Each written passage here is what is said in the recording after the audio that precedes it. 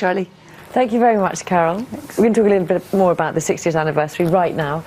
Yes, 60 years since the BBC TV weatherman first made it onto our screen. The first forecast in 1953 made headlines for predicting the perfect day for drying clothes. But it was another 20 years before the first female presenter appeared on our screens. Nick Hyam has been taking a look behind the scenes at how the faces and technology of the daily weather forecast has changed. It's going to be a dull and wet start to the day. 1953, and the man from the Met Office tries out for a new job, television weather forecaster. Jack Armstrong later became a familiar face, but it was his colleague George Cowling who actually delivered the very first forecast.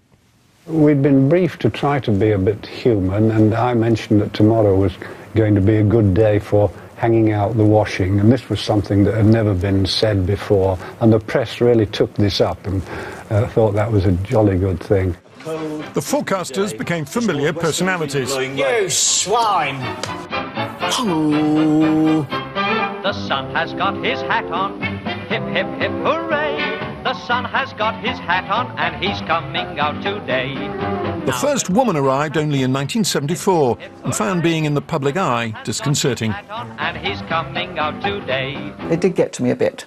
All the criticism, especially about clothes and hair, and I mean most of the letters and things I got were lovely, very complimentary and very nice, but of course it's the critical ones that you remember. Some forecasts became notorious. Earlier on today, apparently, a woman rang the BBC and said she heard that there was a hurricane on the way. Well, if you're watching, don't worry, there isn't. But there was a most terrible storm that October night in 1987. It's not as easy as it looks, as the amateurs show when from time to time they have a go. In the west, rain will be lighter and patchier. There will maybe a few drier interludes over Dumfries House in Ayrshire. Aha.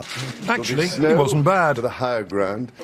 This is one of the weather studios at Broadcasting House. It's the one they use for the weather forecast after the 10 o'clock news in the evening, though if you live in Scotland, Wales or Northern Ireland, you won't see that.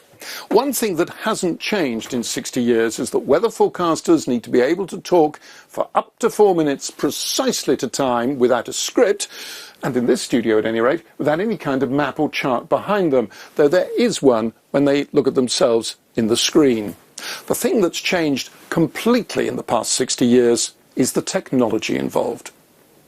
Hand-drawn charts gave way to magnetic symbols that stuck to the charts, or sometimes didn't. Oh dear, let's do it again. Computer graphics arrived in the 1980s.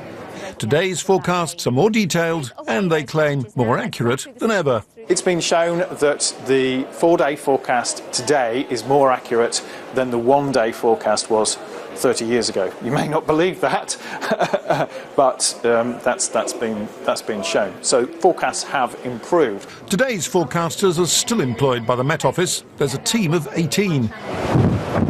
And just now, they're not short of work. Nick Hyam, BBC News.